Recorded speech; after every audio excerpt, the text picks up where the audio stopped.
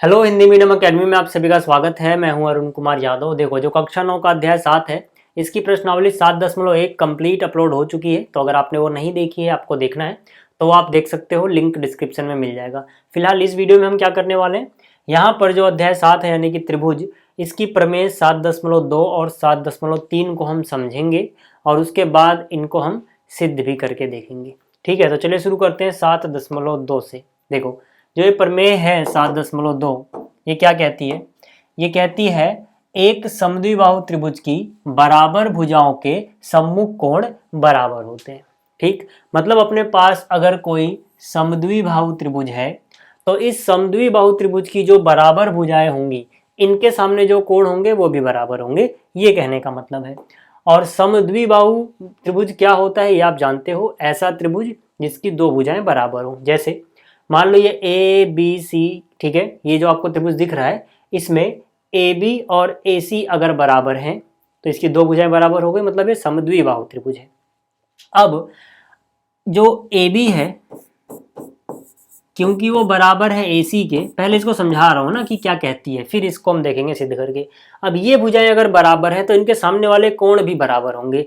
अब किस भुजा के सामने कौन सा कोण होता है, इसको देखने का एक अच्छा सा तरीका है कि त्रिभुज जो है उसका नाम है ए बी सी। तो इसमें तीन अक्षर आ रहे हैं, ए बी और सी। तो ए बी के सामने कौन सी भुजा होगी जो अक्षर इसमें नहीं है? तो देखो, इसमें ए है, बी है, यहां पर सी नहीं है, तो मतलब ए बी के सामने होगा कोण सी। ठीक, इसी तरह से ए सी के सामने कौन सा कोण होगा, अगर आपको फिगर नहीं देखनी, यहां से बताना है तो यहाँ पे देखो, ए सी में ए और सी आ रहा है, बी नहीं आ रहा, यानी इसके सामने होगा कोण बी, जो इसमें नहीं आ रहा। बाकी अगर आप यहां से देखना चाहते हो तो यहां से देखो, ए बी के सामने कैसे पता लगाओगे? ए बी देखो ये है, तो इसमें ए और बी टच हो रहे हैं, क्या टच नहीं हो रहा? सी, मतलब इसके सामने सी है। ठीक, और इसी तरह से अगर आपको ए सी के सामने देखना है कौन होगा फिगर से, तो ए सी देखो ये रहा, इसमें ए और सी आ रहा है, ए सी टच हो रहा है, तो इसके सामने कौन होगा? बी। तो यहाँ पे यही हमें सिद्ध करना है कि अगर ये भुजाएं बराबर हैं तो इनके सामने वाले कोण भी बराबर होंगे। ये दोनों भुजाएं बराबर, तो इसके सामने वाला ये वाला कोण और इसके सामने ये वाला कोण बराबर है। ठीक है, फिगर से भी समझा दिया मैंने, ऐसे भी समझा दिया, तो ये आपको समझ में आ गया। चलो, अब हम इसको सिद्ध कैसे करेंगे? हमें ये तो समझ में आ गया कि अगर भुजाएं बराबर हो तो कोण बराबर होते हैं, लेकिन पेपर में क्या आएगा? आपके पेपर में ऐसा प्रश्न आ सकता है कि सिद्ध करो एक समद्विबाहु त्रिभुज की बराबर भुजाओं के सम्मुख कोण बराबर होंगे। तब आप सिद्ध कैसे करोगे? यहाँ पे देखो, आपको सबसे पहले लिखना होगा कि आपको क्या दिया गया है, मतलब प्रश्न पढ़ के आपको क्या क्या इंफॉर्मेशन मिली, क्या क्या पता लगा, वो हम यहाँ पे लिखेंगे। तो हमें दिया गया है कि ए बी सी एक समद्विबाहु त्रिभुज है। अब इतना लंबा चौड़ा स्टेटमेंट लिखने की जरूरत नहीं है कि ए बी सी एक समद्विबाहु त्रिभुज, आप लिख भी सकते हो, बट इसको शॉर्ट में भी लिखो तो ज्यादा अच्छा है, टाइम बचेगा। समद्विबाहु होने का मतलब क्या है? जो भुजाएं बराबर है उनको लिख दो यार, कि ए बी जो है वो ए सी के बराबर है, ये दिया गया है। ठीक, फिर हम क्या लिखेंगे? फिर हम लिखेंगे सिद्ध करना है। ठीक है, फिर से बोल रहा हूं, आप चाहो तो पूरी स्टेटमेंट भी लिख सकते थे कि ए बी सी एक समद्विबाहु त्रिभुज है, लेकिन उतना लिखने में क्यों टाइम वेस्ट करें। सिद्ध क्या करना है? देखो, ए बी के सामने कौन है, पहले मैंने ए बी लिखा, तो ए बी के सामने कौन आया? कोण सी। ठीक है, तो यहाँ पे यानी कोण सी। ए सी के सामने देख लो कौन है? कोण बी। ठीक है, इनको हमें बराबर सिद्ध करना है। अब बात करेंगे उपपत्ति की, लेकिन उससे पहले, ठीक है, यहाँ पर क्या एक रचना कर लेते हैं। ठीक है ना, ऐसे हम सिद्ध कैसे करेंगे, कुछ है ही नहीं यहाँ पर। ठीक है, तो रचना करते हैं। रचना क्या करेंगे? देखो, यहाँ पर आपको ये कोण ए नजर आ रहा है, कोण ए नजर आ रहा है, कोण ए का समद्विभाजक खींच रहा हूं। ठीक है, तो यहां से मैंने कोण ए का समद्विभाजक खींचा, जिसने बी को कहां पे काटा? डी पे। समद्विभाजक का क्या मतलब है? नाम से ही पता लग रहा है, समद्वि मतलब समान दो भाग में बांट देना, भाजक। ठीक है ना, समद्विभाजक मतलब समान दो भागों में बांट दिया। कहने का क्या मतलब हुआ कि देखो, ये वाला कोण जो है, ठीक है, ये वाला अब बराबर हो गया इस वाले कोण के। ठीक है ना, ये दोनों टुकड़े बराबर हो गए, आप ये समझ सकते हो। चलिए, तो इसको मैं बोलता हूँ कोण एक, इसको बोलता हूँ कोण दो। इसका मतलब है कोण एक दो के बराबर हो गया अगर ये समद्विभाजक है तो। ठीक है, तो यही रचना करेंगे। तो मैंने यहाँ पे लिखा रचना। रचना मैंने क्या की है? रचना मैंने करी है कोण ए का समद्विभाजक, कोण ए का समद्विभाजक एडी खींचा। समझ में आ गई बात यहाँ पे? कोण ए का समद्विभाजक AD खींचा। समझ में आ गई। चलो अब इसके बाद उपपत्ति। ठीक है, कमेंट में एक बच्चे ने पूछा था उपपत्ति का क्या मतलब होता है। तो यार यहाँ उपपत्ति का सिंपल सा ये मतलब है कि आपके पास जो भी सबूत हैं, जो भी प्रूफ हैं, जो भी लॉजिक हैं, वो सब आप यहाँ पे लगा रहे हो। ठीक है, मतलब आपके पास जितने भी प्रूफ है, सबूत है, सब आप यहाँ पे रखोगे ताकि जो भी आपको सिद्ध करना है वो सिद्ध हो जाए। ठीक है, चाहे यहाँ पे आप कोई प्रमेय का यूज कर रहे हो इस प्रमेय को सिद्ध करने के लिए, या किसी स्टेटमेंट का उपयोग कर रहे हो जो पहले से प्रूफ हो चुकी है, या फिर किसी लॉजिक का, किसी प्रूफ का, जो भी हम यहाँ पर लिखेंगे, मतलब हमारे पास क्या क्या चीजें हैं जिससे हम इस चीज को प्रूफ कर पाएंगे, वो हम बोलते हैं उपपत्ति में। ठीक है, सिंपली समझ लो प्रूफ जो हमारे पास है। ठीक, चलिए तो आपको आंसर मिल गया होगा जिसने भी ये कमेंट डाला था कि उपपत्ति का क्या मतलब होता है। तो मैंने यहाँ उपपत्ति में लिखा त्रिभुज ADB व त्रिभुज ADC में। अच्छा, मैंने यही दो त्रिभुज क्यों लिए, देखो ध्यान से देखना। अब अगर मैं ये दो त्रिभुज लेता हूँ ADB, तो इसके लास्ट में क्या आ रहा है, कौन सा अक्षर है B, और इसके लास्ट में कौन सा अक्षर है C। अब क्योंकि इसके लास्ट में B है और इसके लास्ट में C है, मतलब कोण B का संगत भाग कौन सा आएगा, C। तो संगत भाग तो बराबर होते हैं अगर सर्वांग सम हो जाए तो, लेकिन उसके लिए सर्वांग सम करना पड़ेगा। कौन कौन से त्रिभुज, A से आप D पे गए, B पे निकले, यानी ये वाला त्रिभुज क्या करना है, सर्वांग सम करना है किसके, A से आप D पे जाओ, C पे निकल जाओ इसके। अगर आपने ये लाल वाला और ये पीला वाला सर्वांग सम कर दिया, काम बन गया। चलिए करते हैं इनको, कैसे करेंगे, यहाँ पर देखो इन दोनों में आपको क्या एक जैसा दिख रहा है, AD तो दोनों में दिख रहा होगा। ठीक है, AD बराबर AD लिख दूं सीधा, AD बराबर AD दोनों ही त्रिभुजों में है। जो दोनों में होता है उसे हम बोलते हैं कॉमन या फिर उभयनिष्ठ। ठीक है, तो ये तो दोनों में है, ये हो गया। अच्छा, कोई और बात नजर आ रही है, हाँ कैसे, कोण 1 बराबर है कोण 2 के।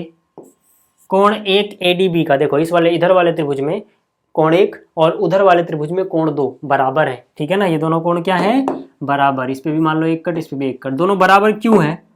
अब ये बताओ कि दोनों बराबर क्यों है। दोनों बराबर इसलिए हैं क्योंकि जो हमने रचना करी है, ध्यान से देखो,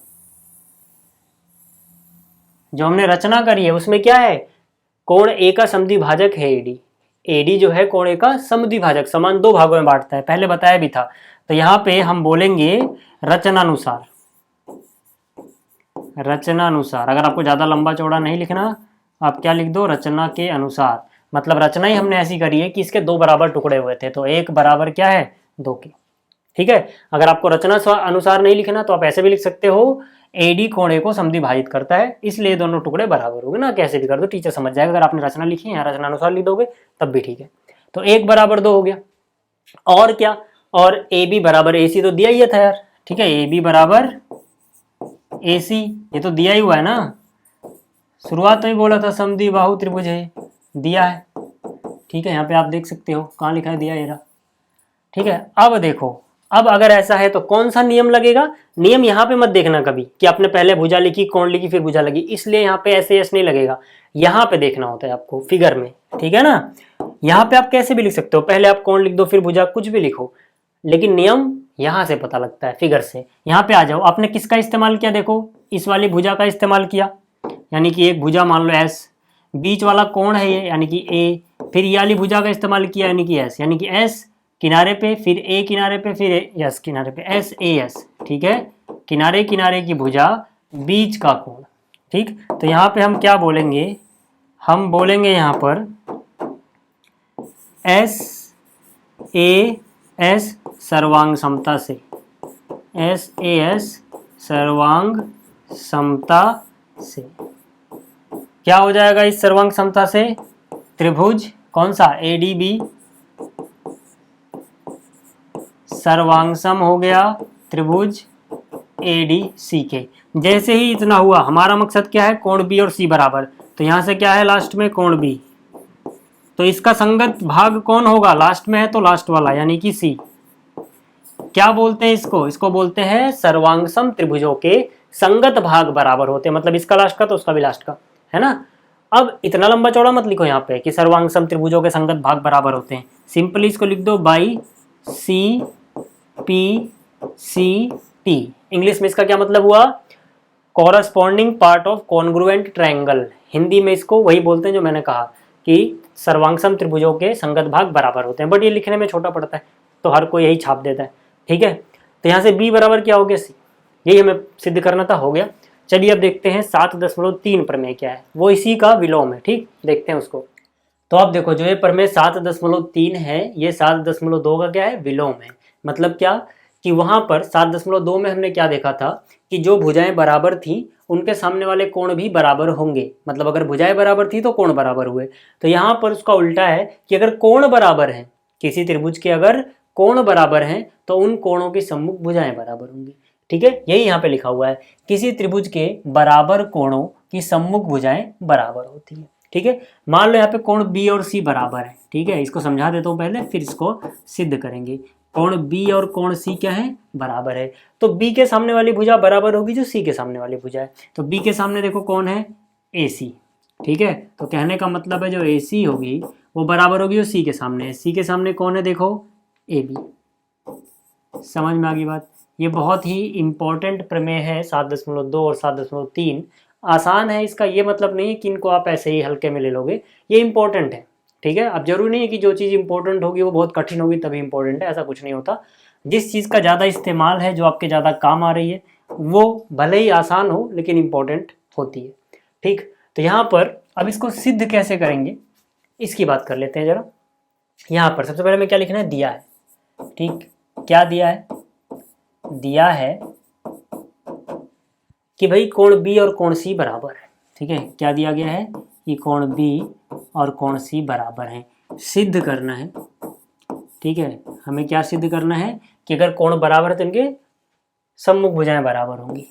ठीक है, पेपर में कैसा लिखा हुआ आएगा ये क्वेश्चन, पेपर में लिखा रहेगा सिद्ध करो कि यदि किसी त्रिभुज के कोण बराबर हैं तो उन कोणों के सम्मुख भुजाएं भी बराबर होंगी। ऐसा कुछ प्रश्न आपको लिखा हुआ मिलेगा अगर ये प्रश्न आता है तो।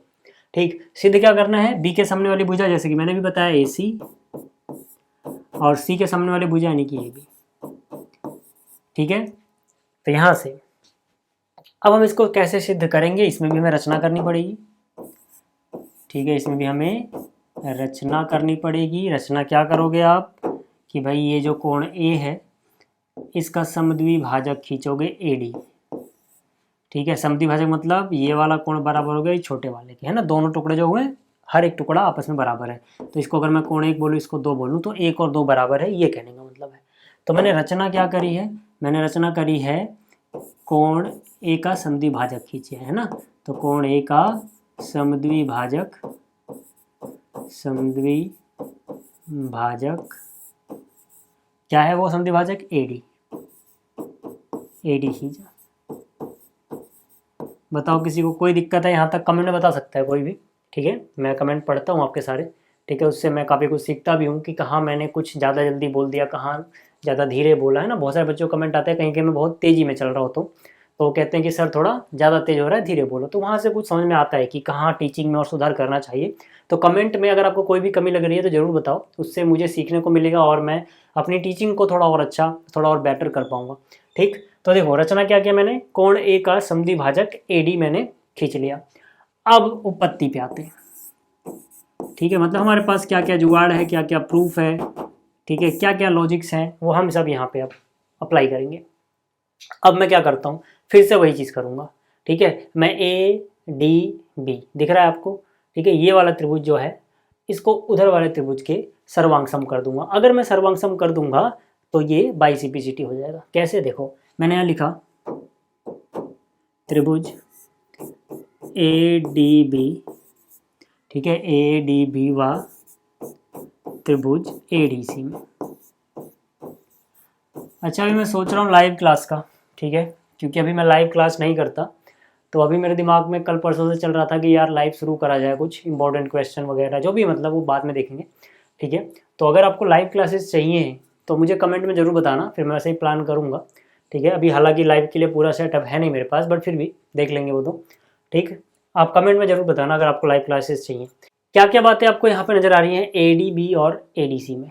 ठीक है, सबसे पहले देखो, आपको ये तो पता है कि इस बार कोण बराबर दिए गए हैं, है ना। यानी कि कोण बी और कोण सी दोनों में बराबर है। इस वाले त्रिभुज का कोण बी, उस वाले त्रिभुज का कोण सी। ठीक है, तो यहाँ से मैं एक बात तो लिख सकता हूँ कि भाई इस त्रिभुज का कोण बी, ठीक है, और इस त्रिभुज का जो कोण सी है वो बराबर है।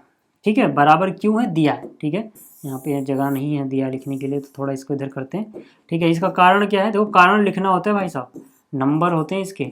आप जो भी कुछ लिख दोगे तो आपको कुछ हवा में नहीं लिखना कि हमारा मन किया तो हमने लिख दिया, उसका एक कारण होना चाहिए कि आप ऐसा लिख रहे हो तो क्यों। ठीक है, और ये कारण देने के नंबर होते हैं। अगर आप सिर्फ ये लिखते हो ये नहीं लिखते तो टीचर चाहे तो आपके कुछ नंबर वहाँ पे काट सकता है। ठीक है, आधा नंबर। चलिए बी बराबर कितना, सी, ये बात समझ में आ गई। दूसरी बात क्या, एक बराबर दो। ठीक है, कोण एक बराबर कोण दो। कोण एक बराबर कोण दो क्यों हुआ, ये तो आपको यार पिछले क्वेश्चन से ही समझ में आ गया होगा। रचनानुसार लिख दो। ठीक है, तो यहाँ पे आप चाहो रचनानुसार लिखो, नहीं तो यही लाइन उठा के छाप दो। ठीक है, आपकी मर्जी है। ठीक है, मैं सिंपल रचनानुसार लिख रहा हूँ कि हमने रचना ही ऐसी करी है, ठीक है, कि ये बराबर इसके है। ठीक है, ज़्यादा अच्छा वैसे लिखना ये रहेगा कि AD कोण A का समद्विभाजक है इसलिए ऐसा हुआ, पर फिर भी कोई नहीं, बात वही है जो हमने रचना की उससे निकल के आ रहा है। ठीक है, एक बराबर दो, ये हो गया। अब क्या कोई और चीज़ नज़र आ रही है आपको, बिल्कुल जो पिछले क्वेश्चन में थी यार, AD दोनों में कॉमन है ना, AD बराबर AD, AD बराबर AD। अब देख लो, अगर आप ये वाला त्रिभुज ले रहे हो इधर वाला, है ना, इसमें भी AD आएगा, और अगर आप इधर वाला त्रिभुज ले रहे हो, ठीक है, इसमें भी AD तो आना है ना, AD सब में। तो यहाँ से जो सब में होता है उसे हम क्या बोलते हैं, उभयनिष्ठ। तो यहाँ से क्या हो जाएगा, उभयनिष्ठ। किसी को दिक्कत है यहाँ तक? ठीक है, कमेंट करते चलना। ठीक है, दिक्कत हो तुरंत बताओ, कोई दिक्कत नहीं। ठीक है, अगली बार सॉल्व कर लेंगे। ठीक है, अब नियम कौन सा लगेगा, नियम कहाँ से देखते हैं, यहाँ से, यहाँ पे आ जाओ। ठीक है, यहाँ पे आओ। आपने देखो ये वाला कोण यूज किया, फिर इसके बाद ये वाला कोण इस्तेमाल किया, फिर ये वाली भुजा इस्तेमाल करी, है ना। तो मतलब क्या, कोण फिर किनारे पे भुजा है, बीच में नहीं है भुजा। ठीक है ना, कोण कोण भुजा, कोण कोण फिर किनारे पे भुजा है इससे। अच्छा, क्या इसको मैं ये भी बोल सकता हूँ, पहले भुजा फिर कोण कोण, हाँ दोनों एक ही चीज़ है। पहले मैंने भुजा देख ली, फिर मैंने देखा कोण है, फिर इधर कोण है ना, एक ही चीज़ है। तो AAS से कौन सा त्रिभुज है, ADB, ADB सर्वांग किसके है, ADC के। समझ में आ गया। अब जैसे यार इतना हुआ, हमें क्या दिखाना था, AC और AB, तो AC देखो यहाँ मिल रहा है, शुरू और लास्ट में AC। तो अगर ये शुरू और लास्ट का है तो इसका भी शुरू और लास्ट का ही होगा, देखिए ना, क्योंकि हमें संगत भाग लिखने होते हैं बराबर। तो अगर एक का शुरू और लास्ट का ले रहे हो तो दूसरा भी वही आएगा, AC बराबर AB। इसको क्या बोलते हैं कि संगत भाग बराबर है। ठीक है, किसके संगत भाग, ऐसे त्रिभुज जिनका जो सर्वांग सम है आपस में। ठीक है, ये हो गया। तो उम्मीद है आपको ये प्रश्न समझ में आए होंगे। इस वीडियो में इतना ही, जल्दी ही मिलेंगे अगले वीडियो में। इस वीडियो को देखने के लिए धन्यवाद।